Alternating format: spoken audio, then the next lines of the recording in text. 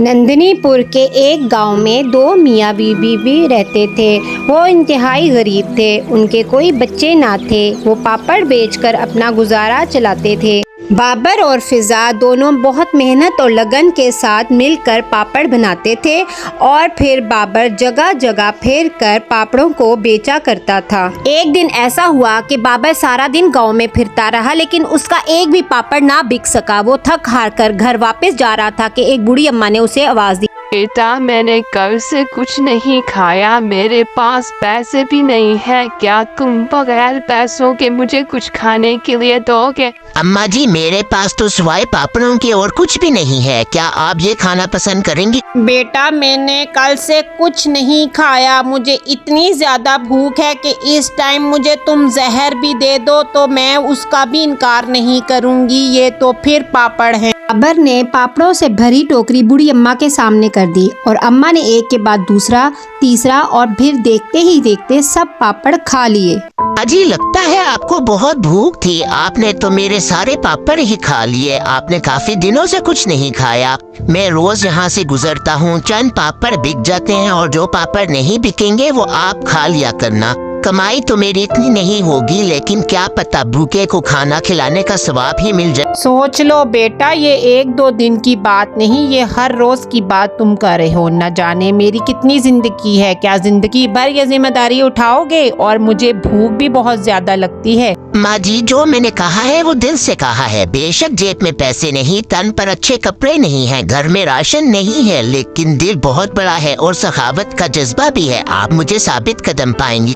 ठीक है बेटा, जैसे तुम्हारी मर्जी। मैं तुम्हें दुआओं के अलावा कुछ भी नहीं दे सकती। बहुत समझाया है तुम्हें, लेकिन तुम अपने आप को खुद ही आजमाइश में डाल रहे हो। अल्लाह तुम्हारा हाफिज है बेटा। वाह, आज पहली दफा ऐसा हुआ है कि सारे पापड़ आप बेच कर आए हैं। आज तो खूब कमाई हुई है। लाए, मुझे दें पैसे, मैं भी तो देखूं आज कितना प्रॉफिट हुआ है। नहीं बेगम, आज कमाई तो कुछ भी नहीं हुई। मैं तो ये तमाम पापड़ एक गरीब अम्मा को खिला के आया हूँ। और फिर बाबर ने तमाम किस्सा अपनी बीवी को सुनाया और उसे बताया कि वो हर रोज अब अम्मा को खिलाने के लिए पापड़ लेकर जाया करेगा। बाबर, मुझे तो आपकी सोच समझ नहीं आती। घर में अपने पास खाने के लिए कुछ नहीं है और जिस माल से हमने कमाई करनी थी वो आप गरीबों को बांट आए हैं। अब हम खुद क्या खाएंगे और क्या कमाएंगे? और फिर फिजा काफी देर तक बाबर को बातें सुनाती रही और करती भी क्या। उसकी जगह कोई भी और औरत होती जो इतनी मुफलिसी की जिंदगी गुजार रही होती तो शायद वो यही करती, लेकिन फिजा दिल की इतनी बुरी नहीं थी। कुछ देर बोलने के बाद अपने शोहर के साथ फिर मिलकर पापड़ बनाने लग गई। अगले रोज बाबर पापड़ लेकर बेचने के लिए निकल गया। पिछले रोज की तरह आज भी कोई खास कमाई ना हुई। बाबर ने आज फिर तमाम पापड़ अम्मा को खिला दिए। अम्मा ने तमाम पापड़ खा लिए। फिर बाबर खाली टोकरी के साथ बगैर कमाई घर वापस लौट गया। बाबर, आज फिर आपने तमाम पापड़ खिला दिए अम्मा को। मेरे से ज्यादा तो किस्मत वाली वो अम्मा है जिससे बगैर मुशक्कत किए खाने को मिल तो जाता है, चाहे वो पापड़ ही ना क्यों ना हो। हमें तो वो पापड़ भी नसीब नहीं। अपने लिए भी दो चार पापड़ ही रख लेते जिसे खा के हम सो जाते। अब खाली पेट हम सोएंगे, क्या खाएंगे हम? और फिर दोनों खाली पेट भूखे ही सो गए। और फिर चंद रोज ऐसा ही चलता रहा, ना कोई पापड़ बिकता और बाबर सारे पापड़ अम्मा को खिला देता। और फिर एक दिन ऐसा हुआ कि पापड़ बनाने के पैसे भी खत्म हो गए। बताएं बाबर, अब हम क्या करेंगे? हमारे पास तो आज पापड़ बनाने के भी पैसे नहीं है। पहले तो हमारा गुजारा चल जाया करता था, लेकिन जब से ये मनहूस अम्मा आपको मिली, हमारी रोटी का लुकमा भी हमारे से छीन गया। आप बताओ हम कैसे गुजारा चलाएंगे? लोगों से भीख मांगेंगे? बेगम, तुम ये सोच रही हो कि हम क्या करेंगे, और मैं ये सोच रहा हूँ कि वो बेचारी अम्मा आज फिर से पापड़ों का इंतजार कर रही होगी और भूखी रह जाएगी। कहीं वो ये ना समझे कि मैं अपनी बात से मुकर गया हूँ। मैं जाकर उसको बता देता हूँ कि मेरे पास आज इतना भी पैसा नहीं कि मैं पापड़ बना सकूँ।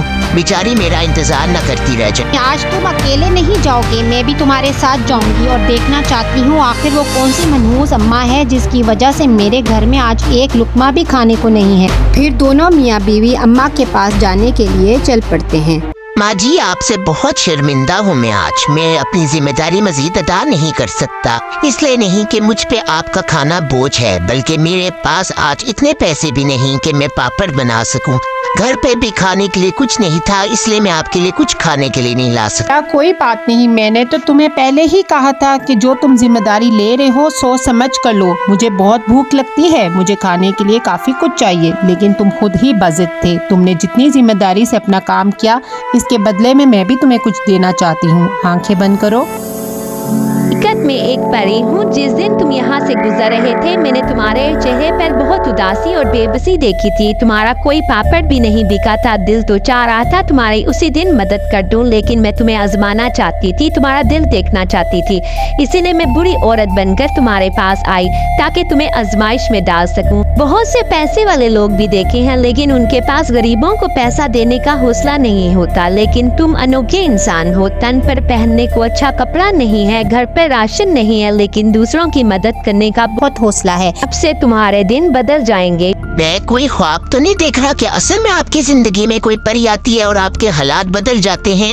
सच कहते हो। ये जरूरी नहीं कि कोई परी ही आपकी जिंदगी में आएगी तो आपके हालात बदल जाएंगे। अगर तुम किसी की मदद करोगे, किसी पर रहम करोगे, तो खुदा तुम्हारी मदद करेगा, तुम पर रहम करेगा। लाजमी नहीं वो मदद किसी परी की शक्ल में हो। खुदा किसी भी रूप में तुम्हारी मदद कर सकता है। बस नियत साफ रखो तो तुम्हारे तमाम बेड़े पार हो जाएंगे। परी ने अपनी मैजिक स्टिक घुमाई तो पैसों और सोने का ढेर लग गया। फिर से मैजिक स्टिक घुमाई तो एक जादुई पापड़ बनाने वाली मशीन भी नमूदार हो गई। इन पैसों और सोने से तुम अपनी तमाम जरूरियात पूरी कर सकते हो। और ये एक मशीन जो तुम्हें नजर आ रही है, ये जादुई मशीन है। इसमें तब तक पापड़ खुद ब खुद बनते रहेंगे जब तक तुम्हारे दरवाजे गरीबों और मस्कीनों के लिए खुले रहेंगे। अब याद रखना, जब तुम एक पैसा अपने खुदा की मखलूक पर लगाते हो तो खुदा उसका 10 गुना तुम्हें अता करता है। और ऐसा ही हुआ। बाबर और फिजा दिन ब दिन अमीर से अमीर होते गए। अगर आपको कहानी पसंद आई तो मेरे चैनल को सब्सक्राइब कर दें और लाइक का बटन जरूर दबा दें।